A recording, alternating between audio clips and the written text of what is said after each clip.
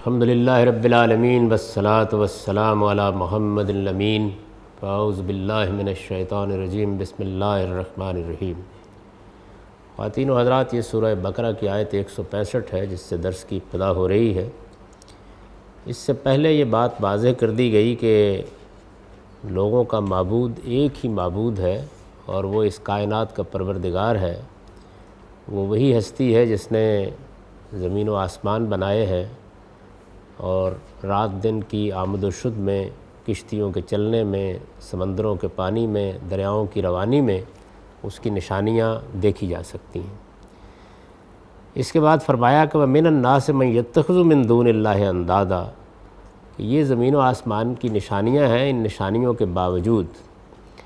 لوگوں میں ایسے بھی ہیں جو اوروں کو معبود بنا بیٹھتے ہیں، یعنی اوروں کو معبود بنانے کے لیے تو اس دنیا کے اندر کوئی چیز نہیں ہے کہ جو انسان کو توجہ دلاتی ہو۔ ایک صاحب عقل آدمی، صاحب بصیرت آدمی اللہ تعالیٰ کی ذات کے بارے میں تو ہو سکتا ہے کسی تردد میں مبتلا ہو جائے، لیکن یہ بات کہ وہ اللہ کے سوا دوسروں کو معبود بنا لے، اس کے لیے نہ عقل میں کوئی نشانی ہے، نہ بصیرت اس کی تائید کرتی ہے، نہ انسان کا فہم اس کو قبول کرنے کے لیے تیار ہوتا ہے۔ یہ ایسی چیز ہے کہ جو کبھی بھی اپنے پیچھے کوئی دلیل یا برہان لے کر نہیں آ سکی۔ انسان توہمات کی وجہ سے کسی چیز کو اختیار کر لے تو کر لے، لیکن یہ نہیں ہو سکتا کہ وہ اس کے لیے کوئی دلیل یا برہان پیش کر سکے۔ اس کو قرآن مجید نے جگہ جگہ موضوع بنایا ہے۔ یہاں پھر ایک مرتبہ یہ فرمایا کہ زمین و آسمان کی یہ نشانیاں کوئی معمولی نشانیاں نہیں ہیں۔ ان میں سے ایک ایک چیز اللہ تعالیٰ کی قدرت پر، اس کی رحمت پر، اس کی حکمت پر، اس کی ربوبیت پر دلالت کرتی ہے۔ ایک ایک چیز یہ بتاتی ہے کہ اس کے پیچھے کیسی رحیم و کریم ہستی کا ہاتھ کار فرما ہے اور کیسی عظیم قدرت اور کیسی عظیم حکمت اس کے پیچھے کار فرما ہے۔ ایک ایک چیز بتاتی ہے۔ انسان ان نشانیوں کو دیکھتا ہے۔ ان نشانیوں کو دیکھنے کے بعد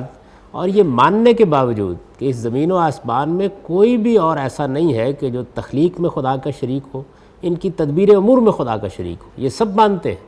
یعنی بڑے سے بڑے مشرک سے بھی جب یہ سوال کیا جاتا ہے کہ زمین کس نے بنائی ہے تو کہتا ہے کہ خدا نے۔ آسمان کس نے بنایا ہے؟ کہتا ہے خدا نے۔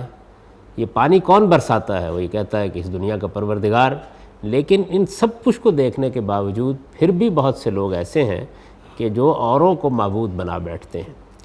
پھر فرمایا کہ یحبونہم کحب اللہ،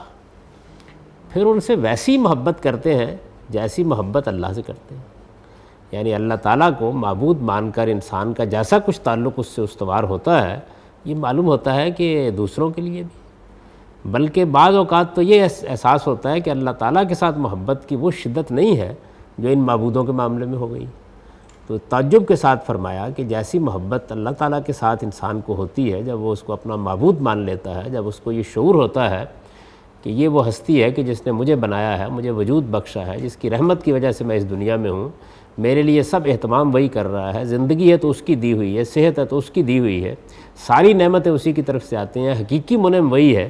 جب یہ باتیں انسان کے ذہن پر اور اس کے شعور پر وارد ہوتی ہیں تو اللہ تعالیٰ کے ساتھ ایک محبت محسوس کرتا ہے، ایک تعلق محسوس کرتا ہے۔ اسی نوعیت کا تعلق فرمایا کہ یہ لوگ جن کو معبود بنا بیٹھتے ہیں ان کے ساتھ محسوس کرتے ہیں۔ والذین آمنوا اشد حبا للہ، اور ایمان والوں کو تو سب سے بڑھ کر اپنے اللہ سے محبت ہوتی ہے۔ یعنی اگر آدمی میں سچا ایمان ہو تو پھر تو یہ نہیں ہو سکتا، پھر تو یہ ہوگا کہ ساری دنیا سے بڑھ کر، ماں سے بڑھ کر، باپ سے بڑھ کر، دنیا کی ساری نعمتوں سے بڑھ کر اگر آدمی میں سچا ایمان ہے تو وہ اپنے پروردگار سے محبت محسوس کرے گا۔ تو ارشاد فرمایا کہ یہ کیسے مسلمان ہیں، کیسے ماننے والے ہیں، کیسے ایمان لانے والے ہیں، کیسے اللہ تعالیٰ کے ساتھ تعلق کا دعویٰ کرنے والے ہیں کہ انہوں نے جو معبود بنا رکھے ہیں ان معبودوں کے ساتھ ویسی محبت کرتے ہیں جیسی محبت اللہ تعالیٰ کے ساتھ کرتے ہیں، جبکہ اہل ایمان کا معاملہ اس کے بالکل برخلاف یہ ہوتا ہے کہ وہ دنیا کی ہر چیز سے بڑھ کر اپنے پروردگار سے محبت کرتے ہیں۔ تو اب جب یہ ساری بات واضح کر دی تو فرمایا وَلَوْ يَرَى الَّذِينَ ظَلَمُوا إِذْ يَرَوْنَ الْعَذَابَ أَنَّ الْقُوَّةَ لِلَّهِ جَمِيعًا وَأَنَّ اللَّهَ شَدِيدُ الْعَذَابِ، کہ کاش یہ ظالم اس وقت کو دیکھیں جب یہ عذاب دیکھیں گے۔ یعنی اس وقت تو یہ ساری باتیں جس طرح ان کے منہ میں آتا ہے کیا گزرتے ہیں، لیکن اگر یہ اس وقت کو دیکھ سکتے اور اس دنیا میں دیکھ سکتے اور اس وقت جب یہ توہمات میں مبتلا ہوتے ہیں اس وقت دیکھ سکتے کہ اللہ تعالیٰ کی طرف سے جب پردے اٹھا دیے جائیں گے اور اللہ تعالیٰ کا عذاب نمودار ہو جائے گا، تو اس وقت جس حقیقت سے دوچار ہونا پڑے گا وہ حقیقت کیا ہے؟ ان القوۃ للہ جمیعا، کہ زور و اختیار تو سب اللہ ہی کا تھا، یعنی نہ کوئی اس میں شریک تھا، نہ کسی کا کوئی ہاتھ تھا، نہ کوئی تخلیق میں شریک تھا، نہ کوئی تدبیر امور میں شریک تھا۔ اس وقت حقیقت کھل جائے گی، یعنی اس وقت تو آدمی اپنے توہمات کی وجہ سے بہت سی چیزیں مان سکتا ہے، تو فرمایا کہ جس وقت سامنے عذاب موجود ہوگا، معلوم ہو جائے گا کہ جن لوگوں نے جانتے بوجھتے حقائق کا انکار کیا ہے ان کو اب سزا ملنے والی ہے، تو اس موقع کے اوپر دائیں بائیں مڑ کر جب انسان دیکھے گا تو اس کو یہ معلوم ہوگا کہ کوئی بھی نہیں ہے جو اس کو بچا سکتا ہو۔ ان القوۃ للہ جمیعا، ساری قوت، ساری طاقت، سارا زور، سارا اختیار اس وقت اللہ کے ہاتھ میں ہوگا۔ وَأَنَّ اللَّهَ شَدِيدُ الْعَذَابِ، اور فرمایا کہ اس طرح کے لوگ ہیں جن کے بارے میں یہ بات بھی اس وقت واضح ہو جائے گی کہ ان کو اللہ بڑا سخت عذاب دینے والا ہے۔ یعنی وہ لوگ جن سے کوئی غلطی ہوئی ہے، جن سے کوئی کوتاہی ہوئی ہے، جن کی سمجھ میں کوئی بات نہیں آئی ہے، وہ تو قابل معافی ہو سکتے ہیں، لیکن یہ لوگ کہ جن کے پاس نہ کوئی دلیل تھی، نہ کوئی برہان تھی، نہ اس معاملے میں کوئی خلجان واقع ہو سکتا تھا، جنہوں نے محض اپنے توہمات کی وجہ سے دوسروں کو معبود بنا کے ان کو خدا کے برابر کھڑا کر دیا، ان کے پاس کیا دلیل تھی پیش کرنے کے لیے، اور یہ کس وجہ سے اس غلطی میں مبتلا ہوئے؟ تو ارشاد فرمایا کہ یہ اللہ کے عذاب سے بچ نہیں سکیں گے، اور ان پر یہ حقیقت اس وقت واضح ہو جائے گی کہ ساری طاقت اور سارا زور اور سارا اختیار اللہ ہی کے ہاتھ میں ہے، اور یہ حقیقت بھی واضح ہو جائے گی کہ اسی طرح کے لوگ ہوا کرتے ہیں جن کو اللہ سخت ترین عذاب دیتا ہے۔ یعنی اللہ تعالیٰ اپنے بندوں کے ساتھ بڑی رحمت اور شفقت کا معاملہ کرتے ہیں، لیکن وہ لوگ جو اس تنبیہ کے باوجود، انبیاء علیہم السلام کے اس طرح متنبع کرنے کے باوجود، جانتے بوجھتے اللہ تعالیٰ کے مقابل میں دوسروں کو معبود ٹھہراتے ہیں، فرمایا یہ حقیقت اس دن ان پر واضح ہو جائے گی کہ یہی ہے جن کو اللہ سخت ترین عذاب سے دوچار کرتے ہیں۔ اذ تبرأ الذین اتبعوا من الذین اتبعوا، فرمایا اس وقت جب وہ لوگ جن کی پیروی کی گئی، یعنی ظاہر ہے کہ اس دنیا کو اللہ تعالیٰ نے اس اصول پر بنایا ہے کہ اس کے اندر کچھ لوگ ہیں کہ جو لوگوں کی رہنمائی کرتے ہیں، پھر لوگ ان کے پیچھے چلتے ہیں، اور پیچھے چلنے کی حد یہ ہے کہ ان کو معبود تک بنا بیٹھتے ہیں، ان کو پوجنا شروع کر دیتے ہیں، ان سے اپنی ساری چیزیں وابستہ کر بیٹھتے ہیں۔ تو ارشاد فرمایا کہ جب قیامت میں وہ وقت آ جائے گا کہ جن کی پیروی کی گئی وہ اپنے پیرووں سے بے تعلقی ظاہر کرتے ہیں، یعنی جن کو یہاں معبود بنایا گیا، جن بڑی بڑی ہستیوں کو غیر معمولی اہمیت دی گئی، وہ صاف صاف اظہار برات کر دیں گے اور یہ کہہ دیں گے کہ ہمارا تو ان سے کوئی تعلق نہیں ہے۔ ظاہر ہے کہ اس سے زیادہ فضیحت کا کوئی موقع نہیں ہو سکتا کہ جن کے اوپر بھروسہ تھا وہی پتے ہوا دینے لگ جائیں۔ تو اس تبرأ الذین اتبعوا من الذین اتبعوا، اس وقت جب وہ لوگ جن کی پیروی کی گئی اپنے پیروں سے بے تعلقی ظاہر کر دیں گے، برأوا العذاب، اور عذاب سے دوچار ہوں گے، یعنی سامنے اللہ تعالیٰ کی سزا منتظر ہوگی کہ ان کے جرم کو واضح کر دینے کے بعد اللہ تعالیٰ ان کو اب اس عذاب سے حوالے کر دیں گے۔ وَتَقَطَّعَتْ بِهُمُ الْأَسْبَابُ، اور فرمایا اور ان کے تعلقات یک قلم ٹوٹ جائیں گے، یعنی وہاں نہ کوئی رابطہ رہ جائے گا باقی، نہ کوئی تعلق رہ جائے گا، نہ کوئی ساجھ داری رہ جائے گی، نہ کوئی رشتہ داری رہ جائے گی، سب معاملات ختم ہو جائیں گے، نہ پیر مریدوں کو پوچھ رہے ہوں گے، نہ مرید پیروں کو پوچھ رہے ہوں گے، سارے تعلقات جب ختم ہو جائیں گے۔ وَتَقَطَّعَتْ بِهُمُ الْأَسْبَابُ، ارشاد فرمایا وَقَالَ الَّذِينَ اتَّبَعُوا، اس وقت جب یہ صورت ہو جائے گی اور ایسی بے تعلقی کا موقع ہوگا تو یہ پیروں جو ہیں، پیچھے چلنے والے جو ہیں، لیڈروں کے پیچھے چلنے والے، پیروں کے پیچھے چلنے والے، اپنے بڑوں کو معبود بنا لینے والے، یہ سب جتنے لوگ ہیں، یہ عامی جو اس موقع کے اوپر کھڑے ہو کر یہ کہیں گے کہ اے کاش لو ان لنا کرۃ فنتبرأ منہم کما تبرؤوا منا، اے کاش ایک مرتبہ پھر ہمیں دنیا میں جانا کا موقع ملے، یعنی ایک مرتبہ اللہ تعالیٰ اب دنیا میں واپس بھیج دیں تو ہم بھی اسی طرح ان سے اظہار برات کریں گے جس طرح اب یہ ہم سے اظہار برات۔ یہ اس حسرت ناکی کی تصویر کھینچ دی ہے کہ جن کو دنیا میں تم سمجھتے ہو کہ یہ تمہارے لیے سفارش کریں گے اور یہ اللہ کے حضور میں کھڑے ہو جائیں گے اور یہ خدا کا دامن پکڑ لیں گے اور یہ عرش کا پایا اس وقت تک نہیں چھوڑیں گے جب تک تم کو چھڑا نہیں لیں گے، یہ سب کے سب اس وقت خدا کے سامنے کھڑے ہوں گے۔ جن کو تم پوچھتے رہے ہو یہ اس موقع کے اوپر بڑی صفائی کے ساتھ یہ کہہ دیں گے کہ ہمارا تو ان سے کوئی تعلق نہیں ہے، ہم نے کبھی بھی ان کو اس طرح کی کوئی تعلیم نہیں دی۔ اس کی بڑی ہی افسوسناک مثال وہ ہے اور بڑی عبرتناک مثال وہ ہے جو سورہ مائدہ میں آگے آئے گی کہ سیدنا مسیح علیہ السلام، کیونکہ ان کو تو اللہ کا بیٹا بنا دیا گیا اور ایک پوری کی پوری امت اسی عقیدے کی حامل ہو گئی اور ان کو گویا گاڈ ان فلیش کہہ کر اس دنیا کے اندر وہی حقوق دے دیے گئے جو اللہ تعالیٰ کے لیے ہوا کرتے ہیں۔ تو ان کے ساتھ مکالمہ نقل کیا اللہ تعالیٰ نے اپنا کہ میں قیامت میں ان سے پوچھوں گا کہ یہ تم نے ان کو کہا تھا کہ مجھے معبود بناؤ اور میری ماں کو معبود بناؤ، تو وہ صاف صاف یہ کہہ دیں گے کہ پروردگار جب تک میں ان کے درمیان میں رہا اس وقت تک میں نے ان کو توحید کی تعلیم دی، جب آپ نے مجھے ان کے اندر سے اٹھا لیا اس وقت سے لے کے اب تک آپ جانتے ہیں کہ یہ کیا کرتے رہے ہیں اور یا یہ جانتے ہیں کہ یہ کیا کرتے رہے ہیں، میں تو ان پہ نگران نہیں رہا۔ تو اس طریقے سے گویا وہ اظہار برات کر دیں گے۔ تو ارشاد فرمایا کہ جتنے معبود ہیں، خواہ وہ معبودان حق تھے خواہ وہ معبودان باطل تھے، سب کے سب ان لوگوں کے خیال کے مطابق سب اظہار برات کر دیں گے، اور وہ یہ کہیں گے کہ معبود حقیقی اصل میں ایک ہی پروردگار ہے جو اس کائنات کا بنانے والا ہے۔ اس موقع کے اوپر پھر بڑی حسرت کے ساتھ یہ پیرو لوگ، پیچھے چلنے والے لوگ جو ہیں، یہ کہیں گے کہ ایک مرتبہ ہمیں اور موقع مل جائے، لو اننا کرۃ فنتبرأ منہم کما تبرؤوا منا، ایک مرتبہ ہم کو موقع مل جائے تو ہم بھی اسی طریقے سے ان سے اظہار برات کریں گے، بے تعلقی ظاہر کر دیں گے جس طرح انہوں نے ہم سے بے تعلقی ظاہر کی ہے۔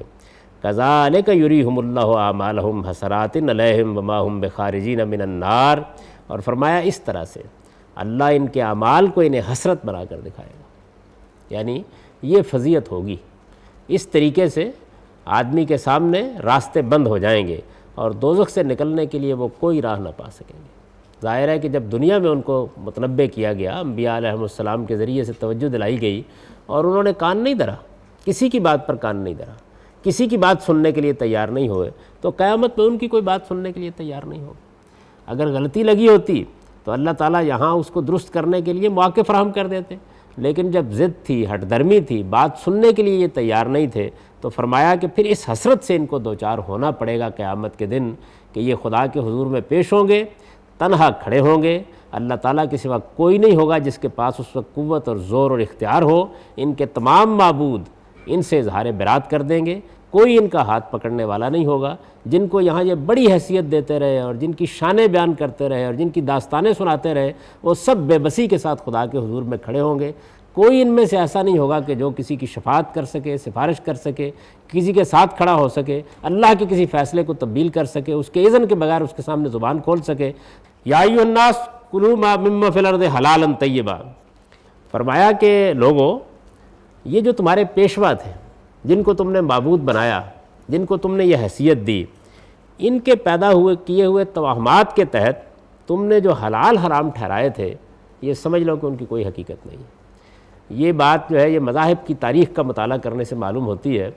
کہ اس طرح کے لوگوں کو جب غیر معمولی حیثیت دے لی جاتی ہے تو پھر تحلیل تحریم کا اختیار بھی ان کو حاصل ہو جاتا ہے۔ چنانچہ یہود کے ہاں یہ چیز بہت ہوئی، نصارہ کے ہاں بھی یہ بہت ہوئی۔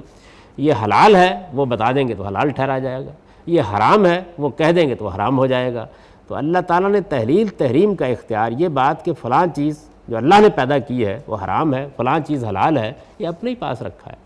یہ معاملہ بسا اوقات مذاہب کی تاریخ میں ہوا ہے، یعنی ایسا ہو جاتا ہے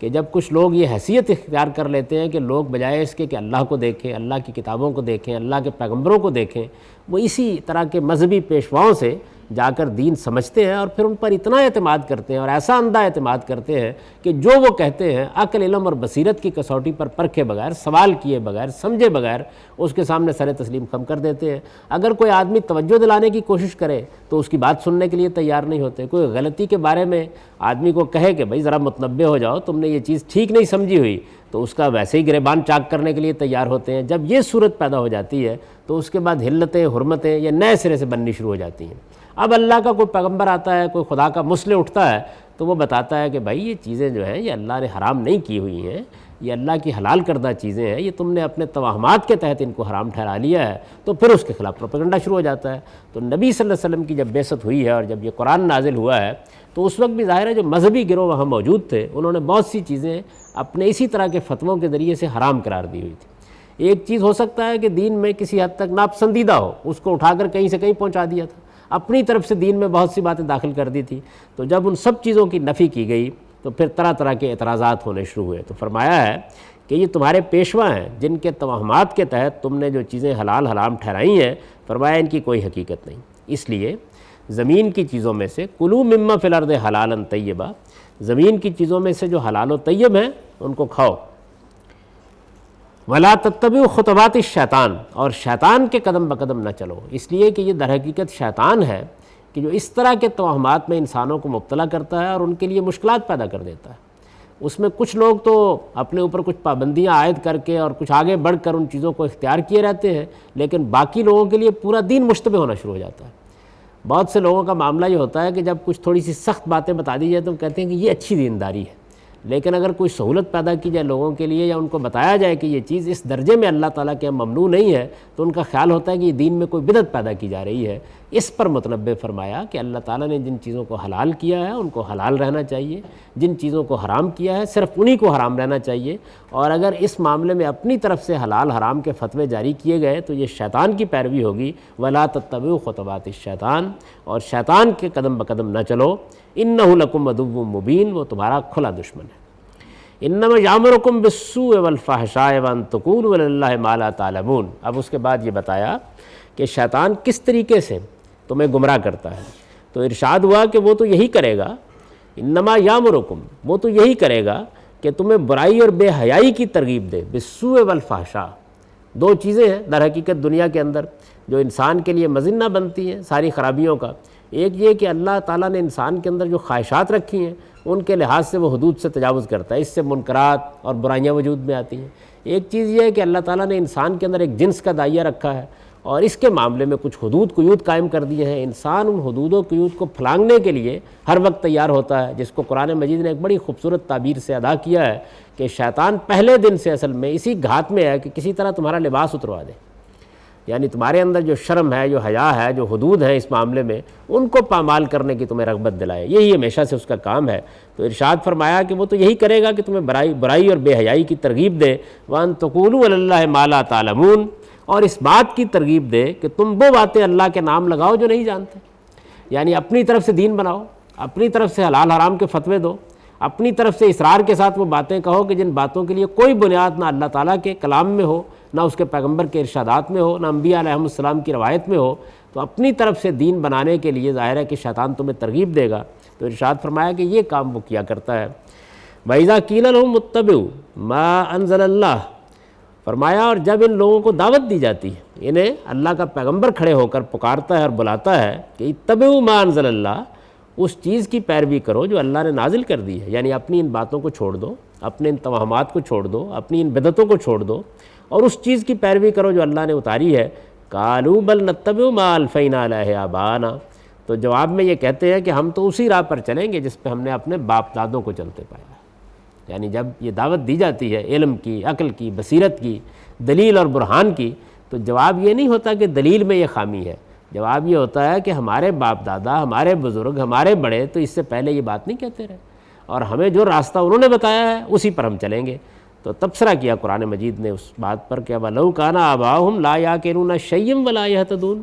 یعنی کیا اس صورت میں بھی اپنے آبائی کے راستے پر چلو گے کہ اگر ان کے باپ دادوں نے نہ اپنی عقل سے کام لیا ہو نہ راہ ہدایت پائی۔ یعنی باپ دادا کی پیروی اچھی بات ہے، ان کی روایات کو قائم رکھنا اچھی بات ہے، لیکن جب نظر آ رہا ہو کہ ان کی بات نہ علم پر مبنی ہے، نہ عقل پر مبنی ہے، نہ ہدایت پر مبنی ہے، اس کے بعد اس سے چمٹے رہنے کی کیا وجہ ہو سکتی؟ تو بہت ہی تعجب کے انداز میں فرمایا کہ یہ جب یہ کہتے ہیں کہ ہم تو اسی راستے پر چلیں گے جس پر ہمارے باپ دادا چلتے رہے ہیں، تو ان سے پوچھو کہ کیا اس صورت میں بھی باپ دادا ہی کے راستے پر چلو گے جبکہ نہ انہوں نے اپنی عقل سے کام لیا نہ راہ ہدایت پائی؟ یعنی اگر تو ان کی بات عقل کی بات ہے، علم کی بات ہے، بصیرت کی بات ہے، تو پھر تو یقیناً اس کی پیروی ہونی چاہیے۔ یعنی باپ دادا کی روایات کو قائم رکھنا ایک بڑی اعلیٰ بات ہے، لیکن یہ دیکھتے تو رہنا چاہیے کہ کہیں وہ روایت ایسی تو نہیں ہے کہ اس روایت کے نتیجے میں اپنی عقل کا ماتم کرنے کو جی چاہے، ایسی روایت تو نہیں ہے کہ جس میں انسان کی بصیرتی کو بے معنی کر دیا گیا ہو، ایسی روایت تو نہیں ہے کہ ہر معقول آدمی دیکھے اور یہ کہے کہ یہ کیسی احمقانہ بات ہے جس میں تم مبتلا ہو۔ تو یہ دیکھ لو، تمہیں جس چیز کی طرف توجہ دلائی جا رہی ہے اس کے لیے دلائل پیش کیے جا رہے ہیں، اس کے لیے بصیرت کو آواز دی جا رہی ہے، اس کے لیے تمہارے فہم کو آواز دی جا رہی ہے، یہ دیکھ لو۔ اگر یہ سمجھتے ہو کہ اس کے بعد بھی تمہیں باپ دادا کی پیروی کرنی ہے تو پھر انجام بھی اسی کے لحاظ سے تمہارے سامنے آ جائے گا۔ تو ارشاد فرمایا کہ کیا اس صورت میں بھی جب کہ ان کے باپ دادوں نے نہ اپنی عقل سے کام لیا ہو اور نہ راہ ہدایت پائی ہو۔ وَمَثَلُ الَّذِينَ كَفَرُوا كَمَثَلِ الَّذِي يَنْعِقُ بِمَا لَا يَسْمَعُ إِلَّا دُعَاءً وَنِدَاءً صُمٌّ بُكْمٌ عُمْيٌ فَهُمْ لَا يَعْقِلُونَ، اور فرمایا کہ حقیقت یہ ہے کہ یہ لوگ جنہوں نے اللہ کے بتائے ہوئے طریقے پر چلنے سے اس طریقے سے انکار کر دیا، یعنی اللہ کا راستہ ان پر واضح کیا گیا، اللہ کے پیغمبر نے ان پر واضح کیا، ان پر اللہ کی کتاب نازل ہوئی، ان کے سامنے حق بالکل مبرہن کر دیا گیا،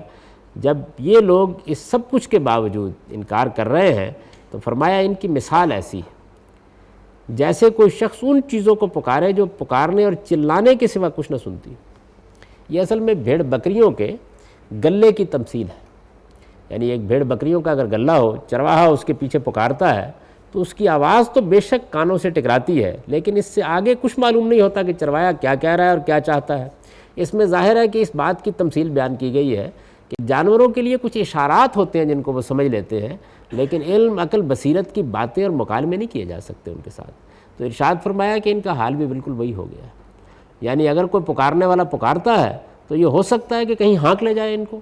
بے معنی آوازوں پر تو یہ ہو سکتا ہے چل کھڑے ہوں، کچھ اشارے اور کچھ علامتیں جو پہلے سے ان کو سکھا دی گئی ہیں جس طرح جانوروں کو سکھا دی جاتی ہے ان پر تو ہو سکتا ہے یہ سر ہلانے لگ جائیں، لیکن انسانوں کو جس طریقے سے غلط راستے سے روکا جا سکتا ہے، جس طرح ان کی غلطی پر اسے متنبع کیا جا سکتا ہے، یہ ان کو نہیں کیا جا سکتا۔ ان کا معاملہ جو ہے وہ بالکل جانوروں کا سا ہو گیا ہے۔ سم بکم عمی فہم لا یعقلون، فرمایا یہ بہرے ہیں، گونگے ہیں، اندھے ہیں، اس لیے کچھ نہیں سمجھتے۔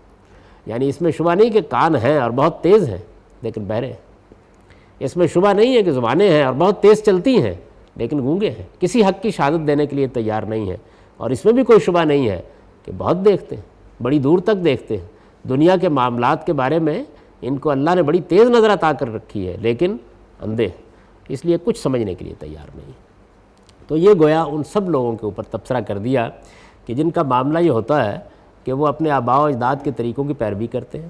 جو کچھ ان کو دین پہلے سے ملا ہوتا ہے اس کے اوپر عقل اور بصیرت سے غور کرنے کے لیے تیار نہیں ہوتے، جو باتیں سن رکھی ہوتی ہیں انہی باتوں کو اصل حقیقت سمجھتے ہیں۔ اگر کوئی خدا کا بندہ متنبع کرنے کی کوشش کرے تو اس کو اپنا دشمن قرار دیتے ہیں اور پھر اس کے پیچھے پڑ جاتے ہیں۔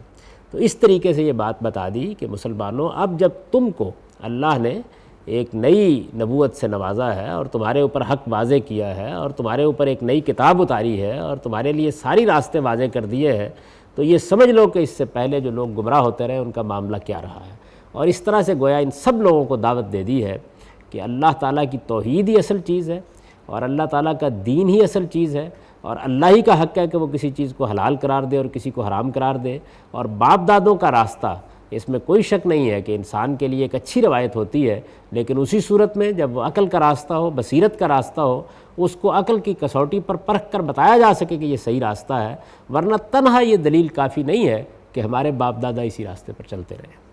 اب اس کا سادہ ترجمہ سن لیجئے۔ زمین و آسمان کی ان نشانیوں کے باوجود لوگوں میں ایسے بھی ہیں جو اوروں کو اللہ کے برابر ٹھہراتے ہیں، وہ ان سے اسی طرح محبت کرتے ہیں جس طرح اللہ سے محبت کرتے ہیں، اور ایمان والوں کو تو سب سے بڑھ کر اپنے اللہ سے محبت ہوتی ہے۔ اور اگر یہ ظالم اس وقت کو دیکھیں جب یہ عذاب دیکھیں گے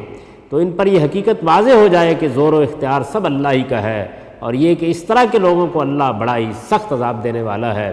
اس وقت جب وہ لوگ جن کی پیروی کی گئی اپنے پیرووں سے لا تعلقی ظاہر کر دیں گے